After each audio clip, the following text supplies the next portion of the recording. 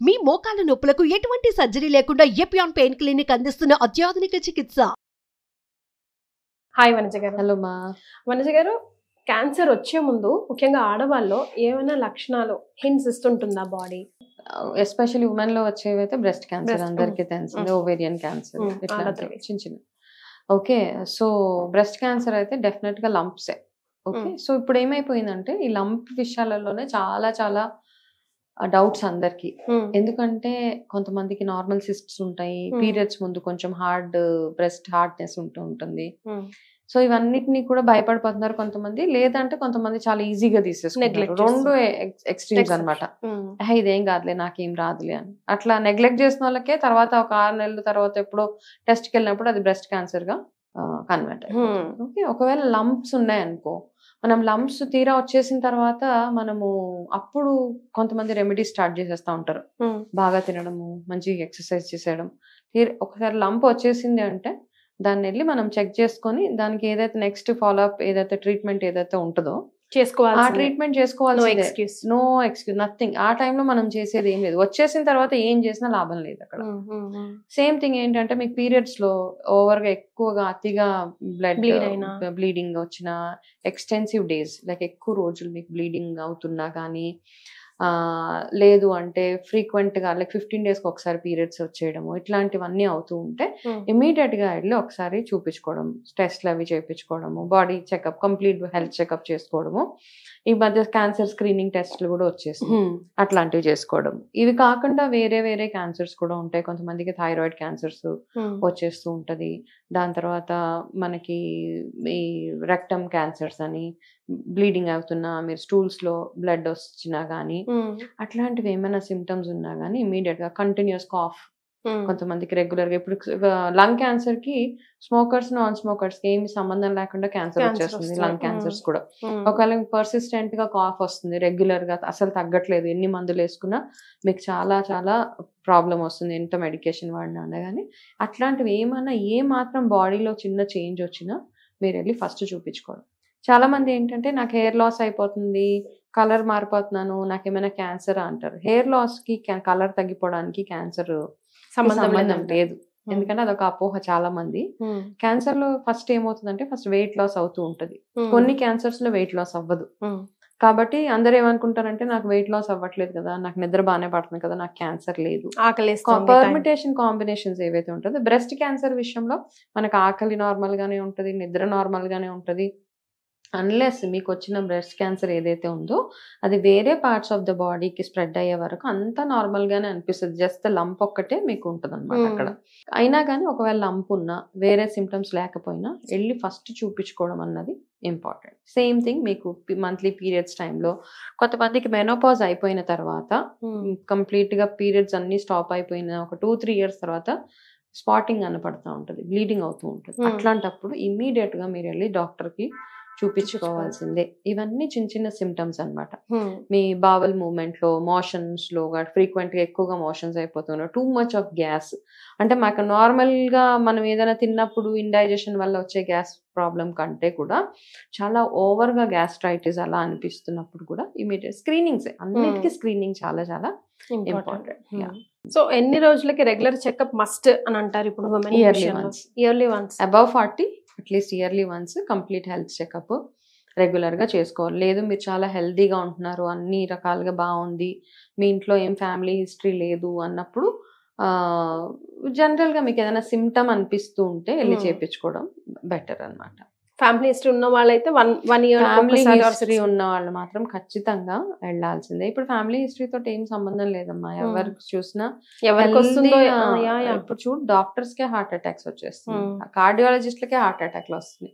So మనం ఎక్కడ ఏమి ఆంకాలజిస్ట్లకి క్యాన్సర్ వచ్చేస్తుంది. సో మనం వీళ్ళకి వస్తుంది వాళ్ళకి లేదు అని ఏమీ లేదు. బట్ ఓన్లీ థింగ్ ఇది మన ధర్మం ఎందుకు వస్తుంది అన్నదానికి 1,00,000 కారణాలు, రీజన్ ఉంది, రీజన్ లేదు. ఓకే, సో నన్ను అడిగితేనైతే ఏమో ఎందుకు వస్తుంది, డాక్టర్స్ కూడా చెప్పరు ఏమో ఎందుకు వస్తుంది, మేమైతే చెప్పలేము. ఒకప్పుడు చెప్పేవాళ్ళు మీరు స్మోక్ చేస్తున్నారు కాబట్టి మీకు లంగ్ క్యాన్సర్ వస్తుంది, లేకపోతే ఎక్కువగా నాన్ వెజ్ తింటున్నారు కాబట్టి మీకు రెక్టమ్ క్యాన్సర్ వస్తుంది, ఇట్లాంటివి చెప్తా ఉండేవాళ్ళు. కానీ ఇప్పుడు దేనితో సంబంధం లేదు.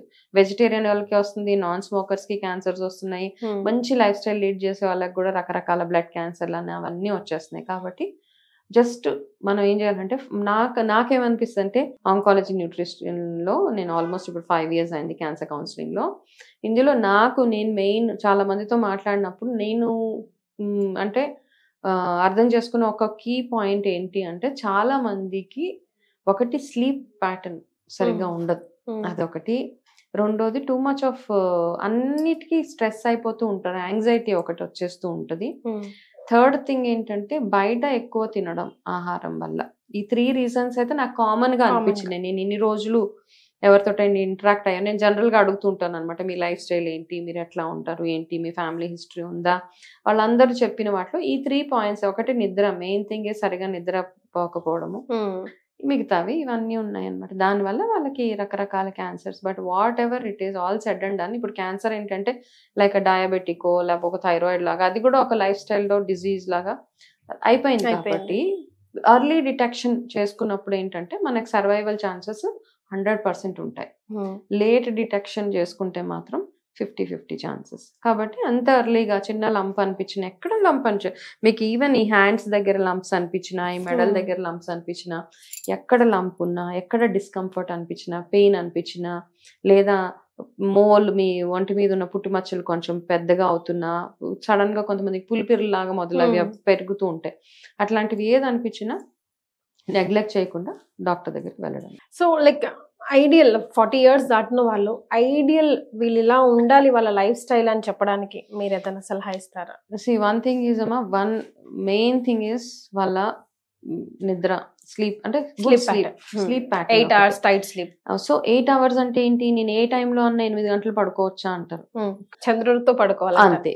ఓకే, నైటే నిద్ర, ఆ నైట్ మీరు ఏదైతే 6 to 8 hours నిద్ర ఏదైతే ఉంటుందో, ఎందుకు అంటే ఆ మధ్యలో time like from 12 o'clock to 3 o'clock ఈ టైం బాడీ హీలింగ్ టైం అనమాట. మీ లివర్, మీ కిడ్నీ కానివ్వండి, ఓవరాల్ బాడీ హీల్ అయ్యే టైం. ఆ టైం ఏంటి, మనం బాడీని రెస్ట్ గా ఉంచాలి. ఆ టైంలో మనం లేచిపోయి ఏదేదో చేస్తాం, ఆ టైంలో అన్నం తింటామంటే హీలింగ్ అవ్వదు కదా మనకి. కాబట్టి అట్లా అది ఒకటి. రెండోది ఏంటి అంటే keep your self active. Okay, ఒకటి హైడ్రేటెడ్ గా ఉంచుకోండి. ఓకే, ఒకటి హైడ్రేషన్, 2 యాక్టివ్ గా ఉండడం. ఈ 2 ఇంకా నెక్స్ట్ చాలా చాలా ఇంపార్టెంట్. హైడ్రేషన్ అంటే పీరియాడిక్ గా వాటర్ తాగడం. మార్నింగే లేవగానే ఒక 2 లీటర్ నీళ్ళు తాగేసి మళ్ళీ మొత్తం నేను రాత్రి దాకా తాగకుండా ఉంటాను అనుకుంటే మాత్రం చాలా తప్పు. ఒక బెస్ట్ చిట్కా చెప్తాను, నేను ఈ మధ్య లాస్ట్ 1 year నుంచి నేను ఫాలో అయ్యే వాటర్ చిట్కా ఏంటంటే, జస్ట్ నేను వాటర్ తాగేటప్పుడు ఇట్లా ఒక రాక్ సాల్ట్ ఉంటుంది కదా, అది ఒకటి నోట్లో పెట్టుకొని చిన్నది, అప్పుడు వాటర్ కన్జ్యూమ్ చేస్తూ ఉంటాను. సో ఎందుకంటే మనకి ఇంతకు ముందు వాటర్ లో మంచి మినరల్స్ అవన్నీ ఉండేవి, ఇప్పుడు వాటర్ లో అవి లేవు. మనం ఎంత వాటర్ థెరపీ చేసినా అది వర్కౌట్ అవ్వట్లేదు. కాబట్టి సాల్ట్ లో కొంచెం మినరల్స్ ఉంటాయి కాబట్టి జస్ట్ చిన్న సాల్ట్, ఒక చిన్నది కళ్ళుప్పు అంటాం కదా, అది నోట్లో పెట్టుకొని కీప్ డ్రింకింగ్ వాటర్. ఆ వాటర్ మీ వెయిట్ కి తగ్గట్టు, మీ బాడీకి తగ్గట్టు, like at least 2.5 liters of water in any form, like juices form లో, బటర్ మిల్క్ ఇట్లాంటివి. Good protein and good calcium. ఆడవాళ్ళకి మంచి ప్రోటీన్, మంచి కాల్షియం, లైక్ నట్స్ అని, సీడ్స్ అని. మీరు ఎగ్ తింటే ఎగ్ రెగ్యులర్గా డైలీ 1 egg తినొచ్చు. యాక్టివ్గా ఉండడం, కొంతమందికి ఏంటంటే యాక్టివ్గా ఉండడం అంటే నేను జిమ్కి వెళ్ళి స్ట్రెంగ్త్ ట్రైనింగ్ అవి స్ట్రెంగ్త్ ట్రైనింగ్ చేయగలిగిన వాళ్ళు చేయొచ్చు. స్ట్రెంగ్త్ ట్రైనింగ్ చేసుకోలేము, జిమ్కి వెళ్ళలేము అనుకున్న వాళ్ళు సెడెంటరీగా ఒక దగ్గర కూర్చోకుండా ఇప్పుడు 1 గంట సేపు కూర్చున్నారు, లేచి ఒక 10 నిమిషాలు మంచిగా పరిగెట్టండి ఇంట్లో. ఇట్స్ ఓకే, బ్రిస్క్ వాక్, చిన్న జాగింగ్ లాగాను. కేర్ఫుల్ గా ఉండండి, జారిపోతారు అక్కడక్కడ. జస్ట్ లేచి చిన్నగా జాగింగ్ ఇంట్లోనే. మీకున్న 2 rooms ఉన్నాయా, 4 rooms ఉన్నాయా, 5 rooms ఉన్నాయా, అందులోనే just keep running and keep your self active. And మీరు ఎక్కడైతే కూర్చున్నారో అక్కడ కూర్చొని చిన్న చిన్న ఎక్సర్సైజెస్ ఎప్పటికప్పుడు చేసుకోవచ్చు. రెగ్యులర్ గా ఎక్సర్సైజ్, చిన్నగా ఆర్మ్ ట్విస్ట్లు చేసుకోవచ్చు, ఇట్లాంటివి మసాజెస్ అవి చేసుకోవచ్చు. This is one thing. Okay, మనం డైలీ రొటీన్ లో చేసుకోవాల్సింది. వర్కింగ్ ఉమెన్ అయినా కానీ ఆఫీస్ లో కూడా ఇదే పని. మీరు మీకు స్టెప్స్ ఉంటే స్టెప్స్ ఎక్కండి, 1 floor ఎక్కండి, దిగండి. ఏదో ఒక టైంలో చిన్న బ్రేక్, వాష్రూమ్ బ్రేక్ ఏదో తీసుకుంటారు కదా, అట్లా తీసుకోండి. And daily intake of calcium ఎంత తీసుకుంటున్నారు అట్లాంటిది, ఒక కాల్షియం కానివ్వండి, ప్రోటీన్. 40 above ఆడవాళ్ళకి నేను ఇచ్చే ఒకటి, ఎందుకంటే బోన్ డిటెరియేషన్ ఉంటుంది కాబట్టి. నువ్వులతోటి చేసిన పాలు, నువ్వులు కాకుండా నువ్వుల్ని కొంచెం నానబెట్టేసి ఓవర్ నైట్, మార్నింగ్ ఏం చేస్తారు, దాన్ని జస్ట్ గ్రైండ్ చేసేయాలి. గ్రైండ్ చేసి వడగట్టేస్తే మీకు మన సోయా మిల్క్, ఆల్మండ్ మిల్క్ లాగా ఇది నువ్వుల మిల్క్ అనమాట. సెసమే మిల్క్ అనొచ్చు. Very good calcium source. Super. అది గనక తొందరగా అయిపోతుంది పని కూడా. తొందరగా అండ్ వీక్లీ అట్లీస్ట్ 3 times. చాలా మందికి నువ్వులు తింటే పీరియడ్స్ తొందరగా వచ్చేస్తే వేడి. అన్ని అపోహలు. మీ పీరియడ్ సైకిల్లో మీ పీరియడ్స్ వస్తాయి. మీరు హెల్దీ పర్సన్ అయితే మీకు 25 day అండ్ 28 day సైకిల్ ఉంటుంది. ఆ సైకిల్లోనే వస్తాయి. మీరు ఎంత నువ్వులు తిన్నా ఎంత పప్పాయ తిన్నా ఏమి ముందు వచ్చాయో periods, unless you have a hormonal imbalance. అదొకటి గుర్తుపెట్టుకోవాలి. ఇవన్నీ మనకు అపోహలు అనమాట. కాబట్టి నువ్వులు ప్రెగ్నెంట్ వాళ్ళు కొంచెం అవాయిడ్ చేయవచ్చు. బట్ నార్మల్ గా ఈ నువ్వుల పాలు చాలా మంచిది. నువ్వుల పాలు తాగడం వల్ల మీ హెయిర్ లాస్ ప్రాబ్లం కూడా కంట్రోల్ అవుతుంది. ప్లస్ మీకు కావాల్సిన కాల్షియం ఏదైతే ఉంటుందో అది. సో ఇంటి కాల్షియం అబ్జార్ప్షన్ అవ్వడానికి కొంచెం సి విటమిన్ కూడా మన బాడీలోకి వెళ్ళాలి. మీరు తింటా కాల్షియం అబ్జార్బ్ అవ్వకుండా అక్కడక్కడే మీ బాడీలో తిరుగుతూ ఉంటే that lead to some other problem, right? Kidney stones అని అట్లాంటివి వస్తూ ఉంటాయి. కాబట్టి దాంతో పాటు సబ్సిక్వెంట్ కాసేపు ఆగాక ఒక సి విటమిన్ రిలేటెడ్ ఫ్రూట్ ఏదైతే ఉంటుందో, ఫ్రూట్ లేకపోతే మనకి బెల్ పెప్పర్స్ వస్తుంటది, yellow bell pepper, red bell pepper, ఇవి రిచ్ ఇన్ సి విటమిన్, ఇవి అట్లాంటివి ఏదైనా తీసుకుంటే సరిపోతుంది అనమాట. సేమ్ థింగ్ అట్లా చాలా ఉన్నాయి. ఫుడ్ లిస్ట్ ఏదైతే ఉంటుందో మనం ఏదో కష్టం అనిపిస్తూ ఉంటది. ఒక వారం రోజులు ప్రాక్టీస్ చేస్తే this will become a part of your routine. So easy అనిపిస్తుంటది. ఫ్లాక్ సీడ్స్ వేపు ఒక దగ్గర పెట్టుకోండి, ఏదో ఒక టైంలో కొన్ని తీసుకొని తినడము, అట్లాంటి చాయిసెస్ ఏవైతే ఉంటాయో గుడ్ ఫుడ్ చాయిసెస్ పెట్టుకోండి ఇంట్లో. పెట్టుకుంటే you will be very very healthy. నిద్రపోయే ముందు నిద్ర రావట్లేదు అనుకున్న వాళ్ళు నట్ మెగ్, జాజికాయ ఉంటుంది, ఆ పౌడర్ కొంచెం పాలల్లో వేసి వేడి చేసి కొంచెం గోరువెచ్చని పాలల్లో ఓన్లీ షుగర్ లేకుండా జాజికాయ పౌడర్ వేసి నిద్రపోవడానికి ఒక హాఫ్ అన్ అవర్ ముందు తాగేసి కొంచెం మైల్డ్ గా మసాజెస్, ఈ హ్యాండ్ మసాజెస్, ఇలా మసాజెస్, ఈ చెవులు వెనకాల కొంచెం మసాజ్, ఈ పాయింట్స్ అన్ని మసాజ్ చేసుకుని మెడ మసాజ్ చేసుకుంటే హ్యాపీగా నిద్ర వచ్చేస్తుంది మనకి. కొంచెం బ్రీదింగ్ చేసుకొని నిద్రపోతే సౌండ్ స్లీప్ 8 hours తర్వాత లేవచ్చు నిద్ర. సో చిన్న చిన్న changes but makes really a difference. చిన్న చిన్నవే బట్ అవన్నిటిని కలిపితే it is a big lifestyle thing అన్నమాట మనకి. వెరీ వెల్ సెట్ అండి. Thank you so much. Welcome.